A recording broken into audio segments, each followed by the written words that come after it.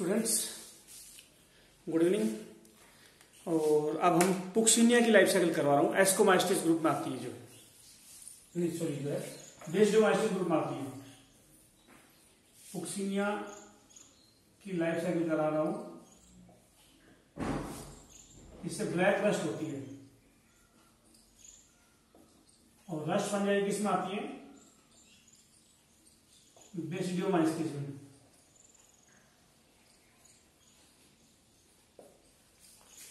पुक्सिनिया की life cycle करा रहा हूं और इसको ब्लैक रस्ट बीमारी करती है गेहूं के अंदर। Black rust in wheat. Puccinia fungus black rust बीमारी करती है व्हीट में और बेस्डोमाइस्टिस ग्रुप की फंगस है। इसके ऊपर डाटा करवा रहा हूं जो। तो सुनो, ब्लैक रस्ट, रस्ट मतलब जंग लग जाना। पुक्सिनिया से गेहूं के ऊपर पूरा गेहूं ब्लैक हो जाता है और ऐसा लगता है जैसे जंग लग गई हो, इसलिए बीमारी का नाम है black rust disease of wheat. Puccinia fungus से होती है और इसकी स्पीसीज कौन सी है पुक्सिनिया की जो ब्लैक रस्ट करती है? पुक्सिनिया ग्रामिनीस। इंडिया का साइंटिस्ट है जिसने इसकी पूरी लाइफ साइकिल स्टडी की है। साइंटिस्ट का नाम है K C Mehta. Indian scientist K C Mehta studied life cycle of Puccinia graminis in wheat. Puccinia graminis की लाइफ साइकिल को केसी मेहता ने स्टडी किया है। इंडिया का साइंटिस्ट है केसी मेहता जिसने पुक्सिनिया की लाइफ साइकिल को स्टडी किया है। केसी मेहता ने स्टडी किया है लाइफ साइकिल पुक्सिनिया को, गेहूं में स्टडी किया है केसी मेहता ने। इसलिए इसको पता क्या बोलते हैं? फादर ऑफ प्लांट पैथोलॉजी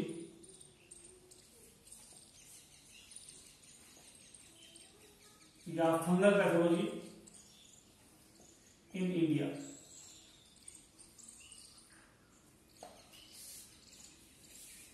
केसी मेहता ने क्या किया? फंगस की बीमारी, पेड़ों की बीमारी इंडिया में कैसे होती है? फंगस से होती है। तो पैथोलॉजी होती है बीमारी की स्टडी, डिजीज की स्टडी, बीमारियों की स्टडी को बोलते हैं पैथोलॉजी। तो प्लांट की अंदर बीमारियां इंडिया में कैसे होती है, किसने स्टडी की थी? केसी मेहता ने। तो प्लांट पैथोलॉजी का फादर है इंडिया का, दुनिया का नहीं। इंडिया में प्लांट पैथोलॉजी का फादर केसी मेहता है। फंगल पैथोलॉजी बोल सकते, फंगस की बीमारियों का फादर है ये। इसने फंगस पेड़ों में कैसे बीमारी करती है ये सब कुछ स्टडी किया था केसी मेहता ने। तो पुक्सिनिया जो फंगस है इससे ब्लैक रस्ट डिजीज होती है और इसमें क्या होता है पुक्सिनिया के अंदर? Puccinia complete life cycle in 2 host. Puccinia अपनी लाइफ साइकिल 2 होस्ट में कंप्लीट करती है। ऐसी लाइफ साइकिल को बोलते हैं, such life cycle is called heterosis life cycle. जो लाइफ साइकिल 2 होस्ट में कंप्लीट हो, 2 प्लांट में कंप्लीट हो, तो हेटेरोसिस लाइफ साइकिल बोलते हैं। पुक्सिनिया फंगस की कुछ स्पोर, कुछ स्टेज गेहूं में मिलेंगे और पुक्सिनिया के कुछ स्टेज दूसरे प्लांट में मिलेंगे। उसका नाम क्या हो बता रहा हूं मैं। पुक्सिनिया 2 प्लांट में लाइफ साइकिल कंप्लीट करती है।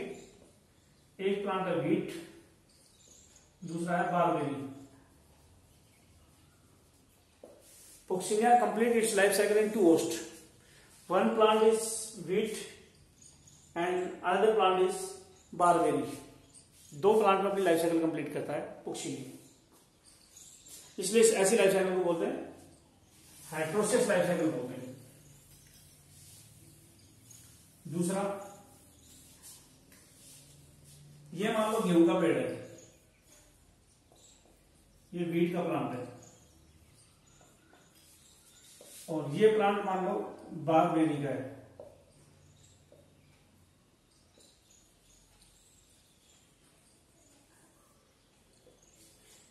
दो प्लांट है, एक गेहूं का है एक बारबेरी का है। दो प्लांट है, एक गेहूं का एक बारबेरी का। ये पुक्सिनिया फंगस है, दोनों के ऊपर पुक्सिनिया दोनों पे है। दो स्पोर जो है पुक्सिनिया के बारबेरी में बनते हैं। जैसे ये लीफ है, लीफ के ऊपर की तरफ बनते हैं पिक्निडियोस्पोर,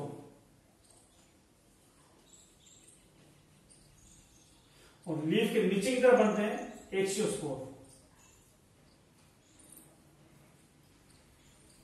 अगर कोई पूछे पिक्निडियोस्पोर क्या होता है, एक्सियोस्पोर क्या होता है, तो यूं बोल देना पुक्सिनिया फंगस के स्पोर बारबेरी के ऊपर की तरफ बने तो कहलाएंगे पिक्निडियोस्पोर। और ये कहां बनते हैं? These are formed on upper side of barberry leaf। Barberry plant के लीफ में ऊपर की तरफ बनेंगे पिक्निडियोस्पोर। एक्सियोस्पोर कहां बनेंगे? These are formed on lower side of barberry leaf. Barberry के ऊपर मिलेंगे पिक्निडियोस्पोर, बारबेरी के नीचे मिलेंगे एक्सियोस्पोर। पिक्निडियोस्पोर जिस जगह में बनेंगे उसको जगह में क्या बोलेंगे? Structure which form पिक्निडियोस्पोर।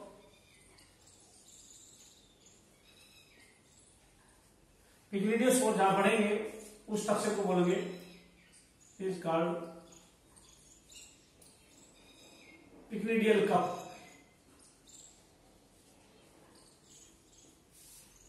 पिक्निडियोस्पोर को पिक्निडिया भी बोल देते हैं, पिक्निडियोस्पोर या पिक्निडिया। पिक्निडियोस्पोर या पिक्निडिया जिस कप में बनेंगे उस कप को बोलेंगे पिक्निडियल कप। उसी तरह से कप लाइक स्ट्रक्चर जिसमें एक्सियोस्पोर बनेंगे उसको क्या बोलेंगे? Aecial cup. Structure which form aecidiospore. जिस स्ट्रक्चर में एक्सिडियोस्पोर बनेंगे, एक्सीडिया भी बोल सकते हैं इनको, एक्सिडियोस्पोर को बोलते हैं एक्सीडिया। एक्सिडियोस्पोर जिस स्ट्रक्चर में बनेंगे उसका नाम एक्सियल कप है। पिक्निडियोस्पोर बनेगा पिक्निडियल कप है, उस कप को बोलेंगे। पिक्निडियल कप लीफ में ऊपर की तरफ है, एक्सियल कप लीफ में नीचे की तरफ है। पिक्निडियोस्पोर का दूसरा नाम है स्टेज 1, एक्सियल का दूसरा नाम है स्टेज 0।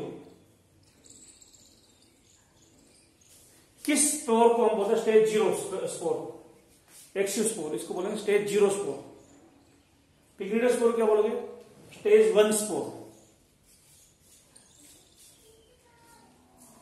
दूसरा क्वेश्चन आता है कौन सा स्पोर है बारबेरी से गेहूं तक पहुंचता है? वीट। क्या लिखोगे? एक्सियोस्पोर जो है इनफेक्टिव स्टेज है गेहूं के लिए। एक्सियोस्पोर कहां जाता है? गेहूं के पास जाता है, इन्फेक्शन होता है। गेहूं को इन्फेक्शन करने वाले स्पोर का नाम है एक्सियोस्पोर। फिर आगे आओ,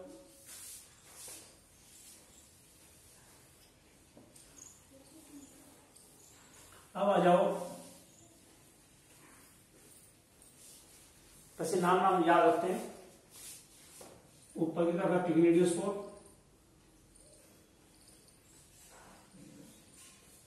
नीचे की तरफ है एक्सियोस्पोर। ऊपर पिक्निडियोस्पोर, नीचे एक्सियोस्पोर, ये याद रखना है। अब गेहूं पे आओ। गेहूं के ऊपर दो स्पोर बनेंगे, उरेडोस्पोर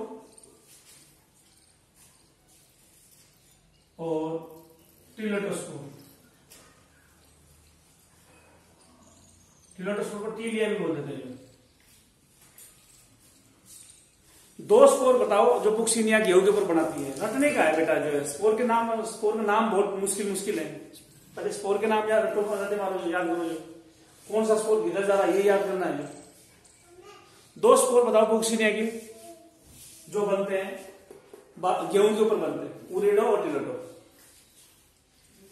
उरेडो स्पोर गेहूं को री इन्फेक्शन करता रहेगा, यहां से यहां जाएगा, यहां से यहां जाएगा, can cause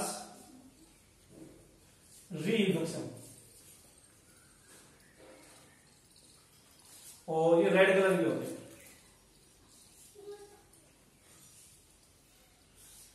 उरेडो spore red colour के होते हैं, याद रखें। उरेडो, रेडो में तो रेड, उरेडो रेड कलर के हैं और उसी गेहूं को री इन्फेक्ट करते रहते हैं, उसी गेहूं में एक ब्रांच से दूसरे ब्रांच में जाते रहते हैं। टिलेडो स्पोर ब्लैक कलर के होते हैं।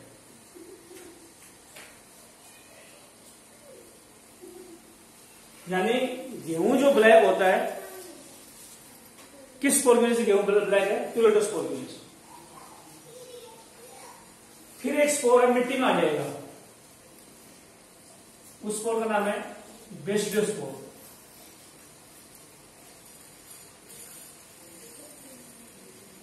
बेसिडो स्पोर बेसिडोमाइसिस ग्रुप की फंगस है, इसमें ये बनना ही है। बेसिडो स्पोर सॉइल में बनता है और बारबेरी को ये इन्फेक्ट करता है।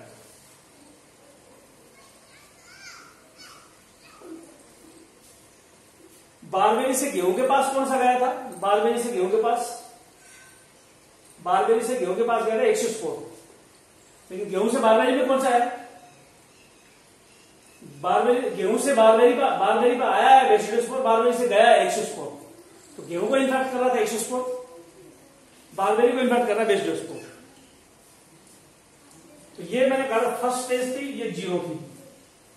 लेकिन उरेडो को सेकंड स्टेज बोलते हैं,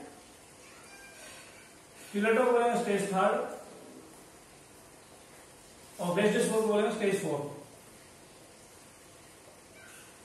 अगर जीरो हटा दूं तो सही बात बन जाएगी। 1 2 3 4 सीक्वेंस वाइज। पिग्नेडियोस्पोर 1, उरेडो 2, टिलेडो 3, बेसिडो 4, तो ये आ गया। बस ये एक्सोस्पोर जीरो स्टेज है। ये पता नहीं क्यों जीरो को बाद में दिया, यहां 1 की जगह 2 कर देते थे, 3 4 5 कर देते हैं। ऐसा है नहीं। गेहूं के ऊपर 3 स्टेज है, उरेडो टिलेडो बेसिडो, 3 सीक्वेंस में बन रहे हैं। Uredo spore, teleuto spore, basidio spore 3 sequence में बन रहे हैं। Stage second, stage third, stage fourth. Stage second, third और fourth. Uredo second stage, teleuto third stage, basidio fourth stage. जबकि पिग्नेडियो एक्सो है 1 और 0 स्टेज। इन स्पोर में ऐसे भी आता है क्वेश्चन कि कितने न्यूक्लियस है और कितनी सेल के बने हुए हैं। बेसिडो स्पोर और पिग्नेडियो स्पोर दोनों स्पोर सिंगल सेल के होते हैं प्लस सिंगल न्यूक्लियस के होते हैं।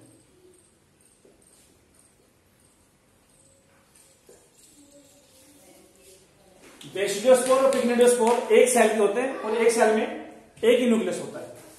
एक सेल होगा उसमें एक न्यूक्लियस होगा, वो अलग बात है। दोनों न्यूक्लियस एन होंगे, हैप्लॉइड होंगे न्यूक्लियस, क्योंकि मियोसिस से बने।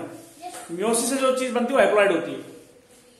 जो चीज मियोसिस से बनती है वो हैप्लॉइड होती है। तो बेसिडो स्पोर और पिग्नेडियो स्पोर मियोसिस से बन रहा है, हैप्लॉइड है। बेसिडो स्पोर पिग्नेडियो स्पोर मियोसिस से बन रहा है, हैप्लॉइड है। अच्छा, हो गए 2। और एक सेल और 2 न्यूक्लियस, एक सेल और 2 न्यूक्लियस, ये कौन से स्पोर होते हैं? एक सेल के हैं प्लस डाइगैमेटिक है। सेल एक है, न्यूक्लियस 2 है। एक सेल 2 न्यूक्लियस, तो वो है एक्सोस्पोर और उरेडोस्पोर। सीक्वेंस वाइज चलो, शुरू के 2 स्पोर बेसिडियो और पिग्नेडियो, ये थे एक सेल एक न्यूक्लियस। उसके बाद एक्सियो उरेडो, एक सेल 2 न्यूक्लियस। फिर है टिलेडो, ये है ऐसे ऐसे ऐसे होता है। ये 2 सेल के होते हैं, एक स्पोर में 2 सेल होती हैं, इनको डाइकैरियोटिक, और एक सेल में 2 न्यूक्लियस होते हैं। Each cell is dikaryotic.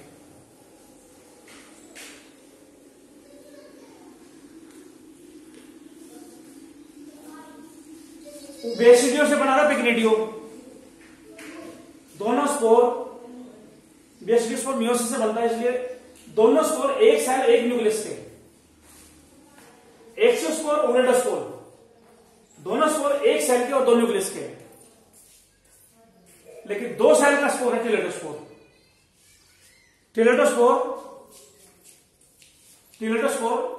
2 cell का है। टिलेडोस्पोर 2 सेल का है। एक सेल में 2 न्यूक्लियस, दूसरे सेल में 2 न्यूक्लियस। कई बार यूं भी बोल दिया जाता है कि दोनों न्यूक्लियस जुड़ जाते हैं, ये दोनों न्यूक्लियस जुड़ जाते हैं, तो डाइकैरियोटिक न्यूक्लियस भी बोल सकते हो इसको। है 2 हैप्लॉइड न्यूक्लियस जुड़ गए तो डिप्लॉइड न्यूक्लियस है ये। जो क्रोमोसोम आधे होता है हैप्लॉइड बोलते हैं, डबल हो जाएगा डिप्लॉइड, तो बोलते हैं क्रोमोसोम डबल हो गई। तो इस तरह से भी होता है। एक मिनट रुको। हाँ नहीं,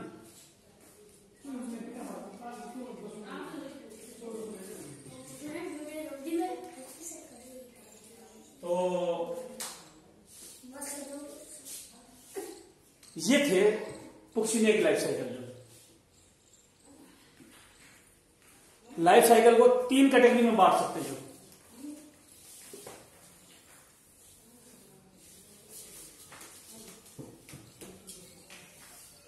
पुक्सिनिया की लाइफ साइकिल को 3 कैटेगरी में बांट देते हैं। Microcyclic, डेमीसाइक्लिक, macrocyclic. रस्ट भी वर्ड लगा सकते हो। माइक्रोसाइक्लिक रस्ट या माइक्रोसाइक्लिक जो लाइफ साइकिल कहां होती है, डेमीसाइक्लिक लाइफ साइकिल कहां होती है, माइक्रोसाइक्लिक, तीनों में डिफरेंस क्या है? अगर बोले पुक्सिनिया में माइक्रोसाइक्लिक लाइफ साइकिल है, उसका मीनिंग क्या है? डेमीसाइक्लिक लाइफ साइकिल है, इसका मतलब क्या है? मैक्रोसाइक्लिक लाइफ साइकिल है, क्या मतलब है इनका? इनका मतलब है माइक्रोसाइक्लिक लाइफ साइकिल में only 2 type of spores are found. 2 spore मिलते हैं, 2 टाइप के स्पोर बनते हैं माइक्रोसाइक्लिक में। मैक्रोसाइक्लिक लाइफ साइकिल में all 5 types of spores are found. जबकि डेमीसाइक्लिक में बीच की है, 4 type of spores are found. 5 type के स्पोर बनते हैं मैक्रोसाइक्लिक। मैंने मैक्रोसाइक्लिक लाइफ साइकिल कराई है, 5 टाइप के स्पोर बनाए थे मैंने मैक्रोसाइक्लिक लाइफ साइकिल कराई थी, जिसमें 5 टाइप के स्पोर बनाए थे मैंने। डेमीसाइक्लिक लाइफ साइकिल में बीच के, इसमें 2 टाइप के स्पोर बनते हैं, इसमें 4, इसमें 5। डेमी का मतलब बीच की ना। माइक्रोसाइक्लिक में 2 टाइप के स्पोर बने, तो छोटी लाइफ साइकिल है। माइक्रो मतलब छोटी लाइफ साइकिल है। इसमें 5 टाइप के, इसमें बड़ी लाइफ साइकिल, इसमें मैक्रो का मतलब बड़ा, और डेमी का मतलब बीच की लाइफ साइकिल जो है। अच्छा, इसमें सिर्फ 2 टाइप के स्पोर मिलेंगे, 3 टाइप के स्पोर एब्सेंट है। उन 2 स्पोर का नाम क्या है इसमें मिलेंगे? हम बोले बेसिडिया और टीलिया।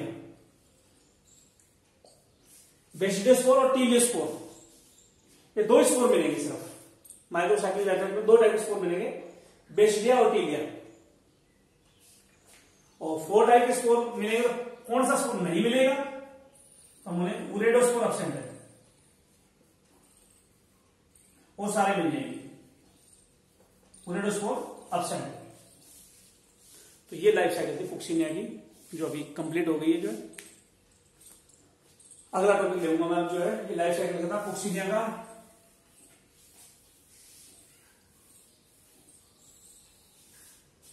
मैं टॉपिक लेऊंगा माइकोराइजा का ले लेता हूं, जो ना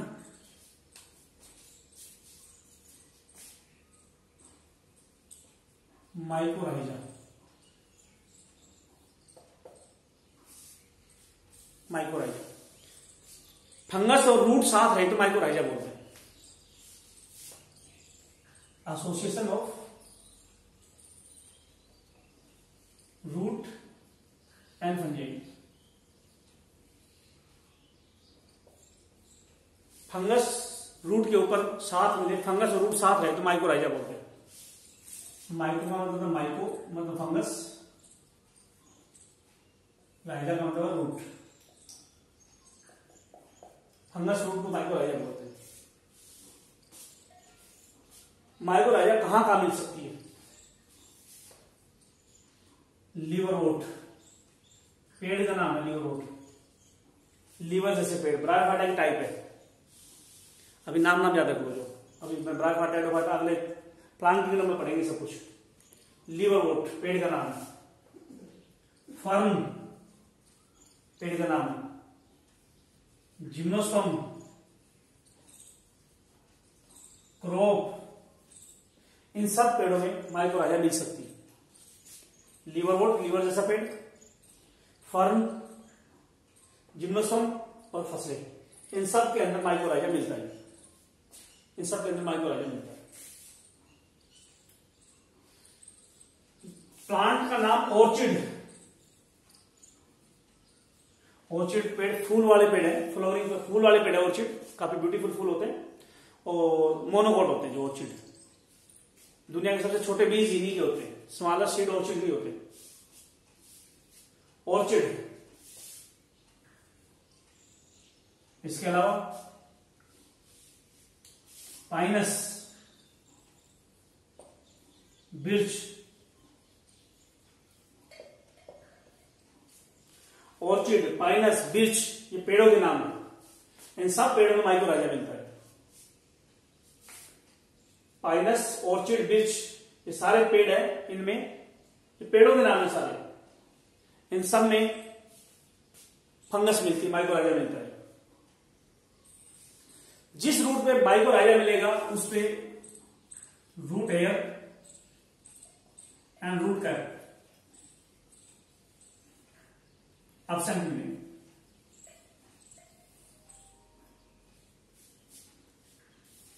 जिस फंगस पे, जिस प्लांट के ऊपर फंगस मिलेगी रूट के ऊपर, उस पे हेयर और रूट कैप नहीं मिलेगी। पाइनस पेड़ के बीज के ऊपर, ऑन सीड ऑफ पाइनस, अगर माइकोराइजा ना मिले, पाइनस के बीज के ऊपर माइकोराइजा ना मिले तो सीड उगेगा नहीं। No seed generation.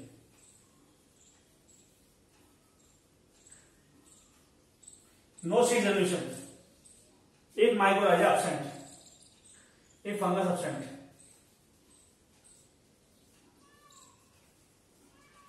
अगर फंगस एब्सेंट है, फंगस नहीं है बीज के ऊपर, बीज पे फंगस नहीं है तो वो बीज उगेगा नहीं। पाइनस का बीज उगेगा नहीं अगर उसके ऊपर फंगस नहीं है तो। पाइनस के बीज पे फंगस नहीं है तो बीज उगेगा नहीं।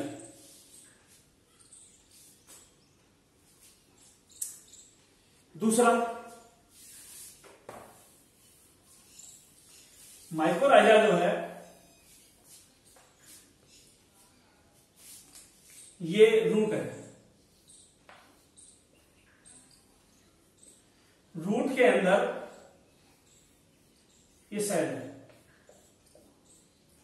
अंदर वाले पार्ट को बोलते हैं cortex.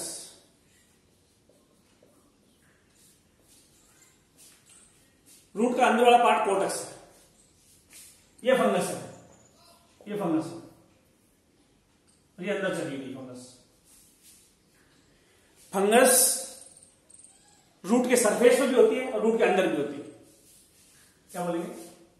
Fungus it is found on surface of root and inside of root, inside cortex of root.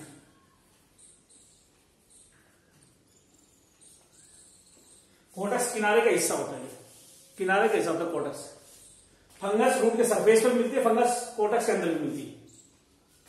Fungus root के सरफेस पर मिलती है, फंगस कोर्टेक्स के अंदर मिलती है। फंगस रूट के सरफेस पर मिलती है, कोर्टेक्स के अंदर मिलती है। लेकिन ज्यादा कहां मिलती है? सरफेस पर ज्यादा मिलती है या अंदर ज्यादा मिलती है? हम तो फंगस दो टाइप की होती है, माइक्रोराइजा दो टाइप का होता है,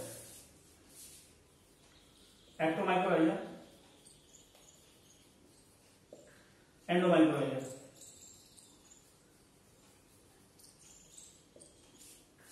माइक्रोराइजा फंगस और रूट को बोलते हैं, दो टाइप के होते हैं, एक्टो एंडो। एक्टो में more on root surface and less in कोटक्स।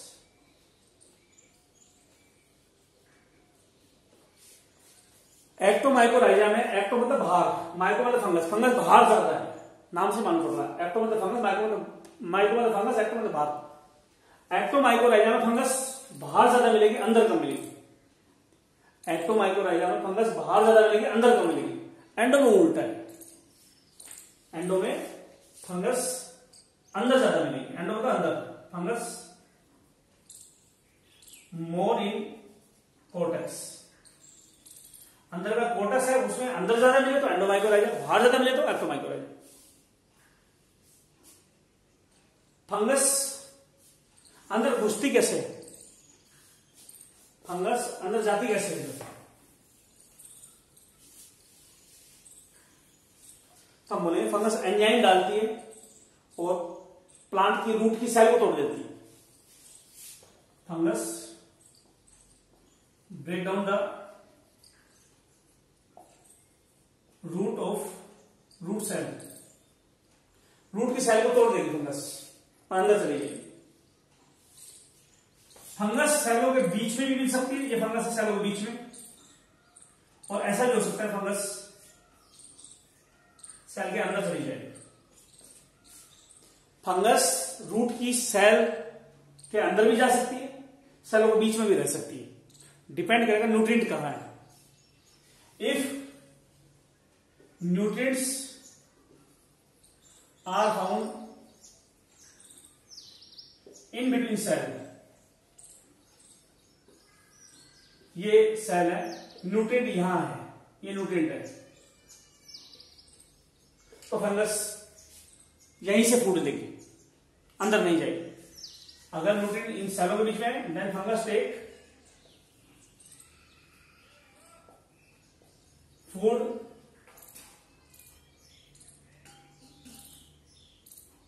Between cells. अगर फूड सेलों के बीच में है तो फंगस यहां से फूड ले लेगी। अगर फूड सेलों के बीच में है तो सेलों के बीच से फूड लेगी कौन? फंगस। फंगस सेलों के बीच से फूड लेगी अगर फूड बीच में है तो। फूड बीच में है तो फंगस सेलों के बीच से फूड लेगी। और अगर फूड यहां नहीं है, यहां है, तो फंगस सेल के अंदर से फूड लेगी। क्या लिखोगे? फंगस सेल के अंदर से भी फूड ले सकती है। If food is absent between cells, सेलों के बीच में फूड एब्सेंट है, then fungus take food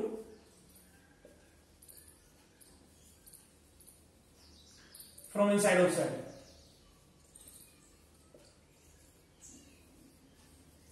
cell के अंदर से फूड लेना तो अंदर से ले लेगी फंगस, बाहर से बीच से लेना तो बीच से ले लेगी, कहीं से फूड ले सकते फंगस।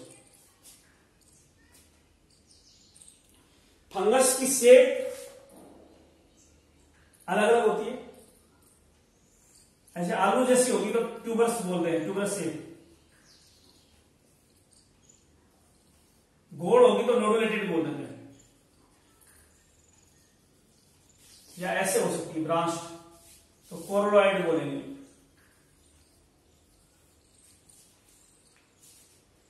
फंगस जो रूट के ऊपर मिल रही है वो इस शेप की हो सकती है, शेपलेस, जिसकी कोई शेप ना हो उसको ट्यूबर्स बोलते हैं। गोल हो तो नोडुलेटेड बोलेंगे, इस तरह ब्रांच हो तो कोरोलॉइड बोलते हैं। तो फंगस की शेप गोल या नोडुलेटेड हो सकती है, ट्यूबर्स हो सकती है, और ऐसे ब्रांच या कोरोलॉइड भी हो सकती है। तो फंगस की शेप ऐसे ऐसे होती है। ट्यूबर्स इरेगुलर शेप, नोडुलेटेड गोल, और ब्रांच कोरोलॉइड।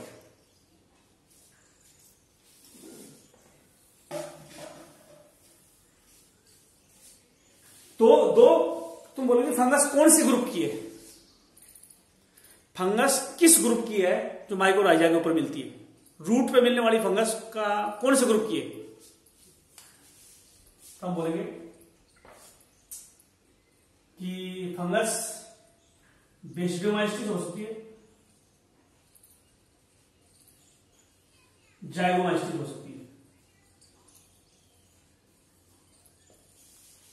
दो ग्रुप की फंगस है जो माइकोराइजा बनाती है, दो ग्रुप की फंगस है जो रूट के ऊपर मिलती है, दो ग्रुप की फंगस है जो रूट पे मिलती है, या तो मिलेगी बेसिडोमाइस्टिस या मिलेगी जाइगोमाइस्टिस। दो ग्रुप की फंगस है जो रूट पे मिलती है, बेसिडोमाइस्टिस या जाइगोमाइस्टिस।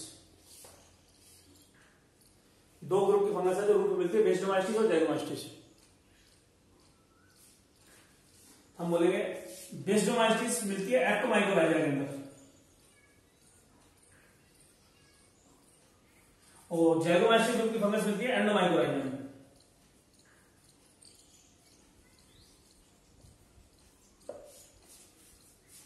अगर एक्टोमाइकोराइजा है तो उसमें एक्टोमाइकोराइजा मतलब फंगस बाहर बाहर है, तो वो फंगस बेसिडोमाइस्टिस ग्रुप की है। फंगस अंदर तक जा रही है तो समझ जाना वो किस ग्रुप की फंगस है, जो अंदर तक जा रही है जाइगोमाइस्टिस ग्रुप की है। लेकिन एंडोमाइकोराइजा जो फंगस होती है ये ऐसी मिल सकती है या ऐसे मिल सकती है, ऐसे। एंडोमाइकोराइजा दो शेप में मिलती है, गोल मिले तो बोलेंगे वेसिकल, वेसिकल या सर्कुलर, और ऐसे ब्रांच हो तो बोलेंगे आर्बस्कुलर या आर्बसल्स। फंगस या तो गोल मिलेगी तो बोलेंगे वेसिकल है, ब्रांच है तो बोलेंगे आर्बसल्स है। फंगस गोल है तो वेसिकल, ब्रांच होता है आर्बसल्स।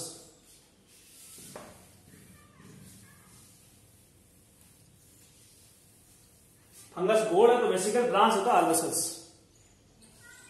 एक वर्ड आता है वैम, वैम का मतलब है वेसिकुलर,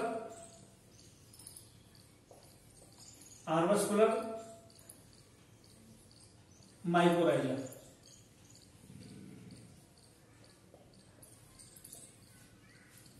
वैम का मतलब क्या होता है? वो माइकोराइजा जो वेसिकल भी बनाए और आर्बसल्स भी बनाए। वैम क्या होती है? वो फंगस जो अंदर गोला भी बनाए, सर्कल भी बनाए, वेसिकल भी बनाए और ब्रांच मास भी बनाए, तो उसको वैम फंगस बोलते हैं। तुम बोलो जी बहुत पढ़ लिया, फंगस रूट के ऊपर मिल रही है, कभी अंदर घुस रही है, कभी बाहर है, करती क्या है, क्यों मिलती है?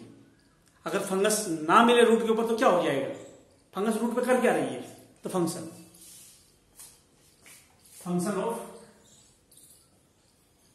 माइकोराइजा। माइकोराइजा करते क्या है?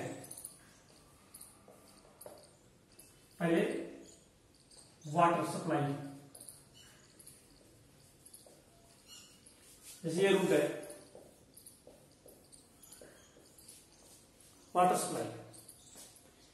मिट्टी में अगर पानी कम है, मिट्टी में पानी कम तो रूट नहीं ले पाएगी उतना पानी। फंगस रूट के ऊपर भी होगी, मिट्टी में भी होगी, तो फालतू पानी अब्जॉर्ब करवा देगी। अगर पानी की कमी है तो एक्स्ट्रा वाटर चाहिए प्लांट को, तो वो एक्स्ट्रा वाटर फंगस दे सकती है, मिट्टी से लेके और रूट को दे देगी। तो एक्स्ट्रा वाटर सप्लाई करती है फंगस रूट को। जो मिनरल भी दे सकती है, NPK, N का मतलब नाइट्रोजन, P का मतलब फॉस्फोरस, K का मतलब पोटाशियम।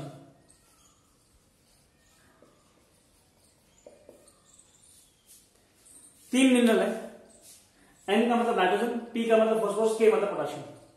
नाइट्रोजन, फॉस्फोरस, पोटाशियम, ये तीन मिनरल है। NPK, नाइट्रोजन, फॉस्फोरस, पोटाशियम, तीन मिनरल है। ये तीनों मिनरल मिट्टी में होती है। प्लांट के पास अगर इन चीजों की कमी है तो मिट्टी से ही लेके दे देगा। तुम बोलोगे ये तीनों मिनरल प्लांट मिट्टी से अपने आप नहीं ले सकता क्या? अपने आप भी ले सकता है, लेकिन मिट्टी में कम हो तो क्या बोलता है इस मिट्टी को? ओलिगोट्रोपिक सॉइल। ओलिगोट्रोपिक सॉइल होती है सॉइल हैविंग लेस न्यूट्रिएंट्स। जिस मिट्टी में न्यूट्रिएंट कम हो उसको ओलिगोट्रोपिक सॉइल बोलते हैं।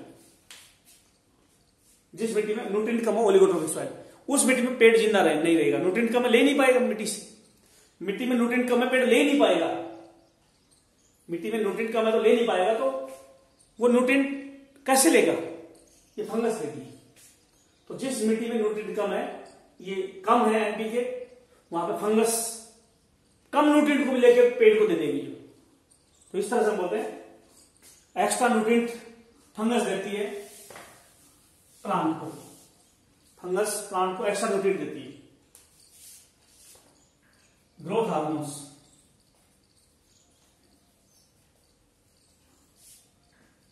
पेड़ को एक्स्ट्रा हार्मोन भी दे देती है जो ग्रोथ के लिए जरूरी है। और सॉइल बोर्न पैथोजन,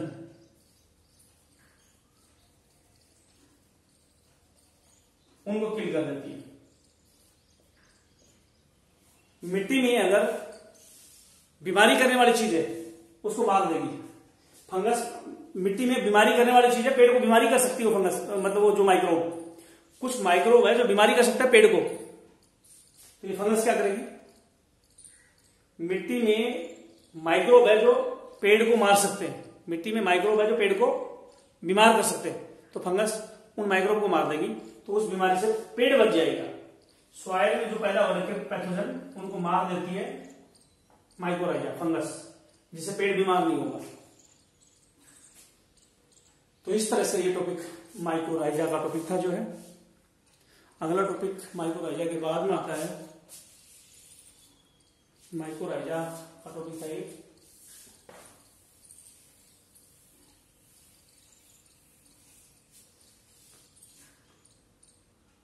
अब अगला टॉपिक आता है हेटेरोथैलिज्म।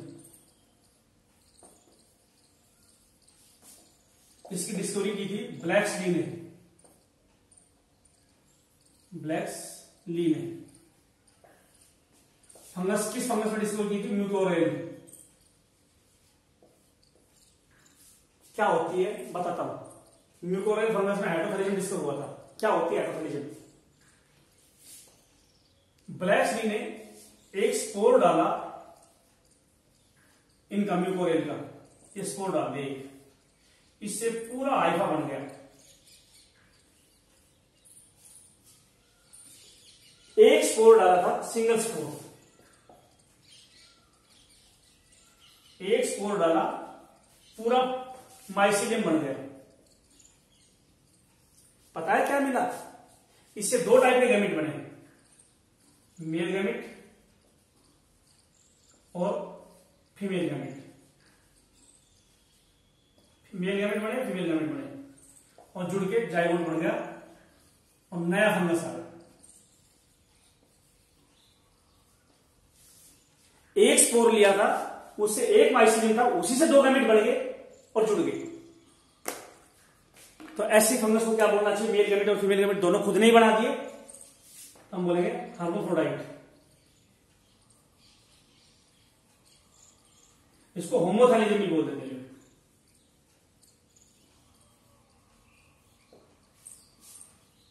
हर्माफ्रोडाइट या होमोथैलिज्म का मतलब होता है एक ही फंगस दोनों गैमेट बना दे और वो गैमेट जुड़ जाएंगे।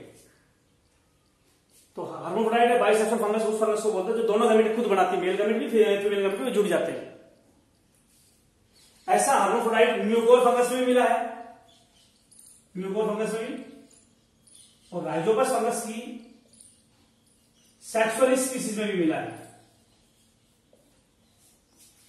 लेकिन कुछ जगह ऐसा नहीं है, कुछ जगह ऐसा नहीं है। किसमें नहीं है? राइजोपस की स्टोनिफेरस स्पीसीज में। उसमें क्या होता है? उसमें दो स्पोर डालो, दो स्पोर है, एक से ये माइसिलियम बन गया, एक से ये माइसिलियम बन गया। इसमें दो अलग अलग गैमेट अलग अलग माइसिलियम से बनते हैं। इससे बना मेल गैमेट, इससे बना फीमेल गैमेट।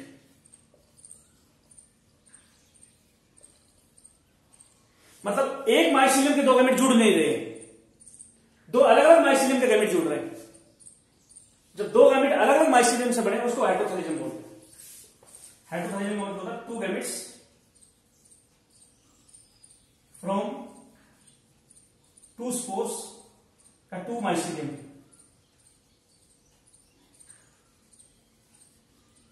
अगर एक ही माइसीलियम के गैमेट जुड़ जाए तो वो तो होमोथैलिजम है।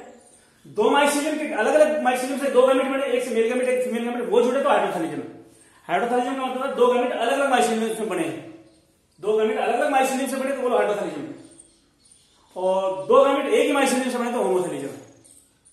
हाइड्रोथैलिजम में दो गैमेट, एक मेल गैमेट बना, एक माइसीलियम से एक से फीमेल गैमेट बना, एक को बोलेंगे प्लस, एक को बोलेंगे माइनस। एक माइसीलियम प्लस कहलाएगा, एक में माइनस कहलाएगा। हाइड्रोथैलिजम में जो दो फंगस है वो मोर्फोलॉजिकली सिमिलर हो सकते हैं, मोर्फोलॉजिकली सिमिलर। जो प्लस और माइनस जो है, जो माइसीलियम प्लस और माइनस है वो मोर्फोलॉजिकली एक जैसे, दिखने में एक जैसे है, लेकिन कैसे डिफरेंट है? वो जो है दोनों जो है जेनेटिकली एंड फिजियोलॉजिकली डिफरेंट है, जेनेटिकली और फिजियोलॉजिकली डिफरेंट। हाइड्रोथैलिजम का मतलब होता है मेल गैमेट अलग से बढ़ना, फीमेल गैमेट अलग से बढ़ना, दो अलग अलग माइसीलियम से गैमेट अलग अलग बनते, वुमेन की तरह से यूनिसेक्सुअल होना, और अर्थवॉर्म लीच की तरह से बाइसेक्सुअल और टेस्टिस ओवरी एक में ही हो, दोनों गैमेट एक में बन जाए तो होमोथैलिजम बोल देते हैं। फंगस प्लांट में बाइसेक्सुअल हर्माफ्रोडाइट कंडीशन मिल सकती है, जो जैसे अर्थवॉर्म और लीच में स्पर्म और एग एक से ही बन जाते हैं, ये बाइसेक्सुअल था, ऐसे फंगस भी ऐसे हो सकती है, स्पर्म और एग एक से ही बन सकते हैं। लेकिन स्पर्म और एग अलग अलग से बने तो इसको बोलेंगे हाइड्रोथैलिजम, स्पर्म अलग से बनेगा, एग अलग से बनेगा, और ये जुड़ेंगे। तो लेकिन माइसीलियम जो मेल गैमेट बना रहा है, फीमेल गैमेट बना रहा है, दिखने में एक जैसे होंगे, मोर्फोलॉजिकली एक जैसे। डिफरेंट कैसे होंगे? उनके जीन डिफरेंट होंगे और उनकी फिजियोलॉजी डिफरेंट होगी। तो ये टॉपिक था हाइड्रोथैलिजम का। तो इस तरह से ये टॉपिक हो गया जो है, तो काफी ज्यादा फंगस कंप्लीट हो गई है, और आगे देखते हैं कल क्या कराता हूँ। ठीक है बेटा।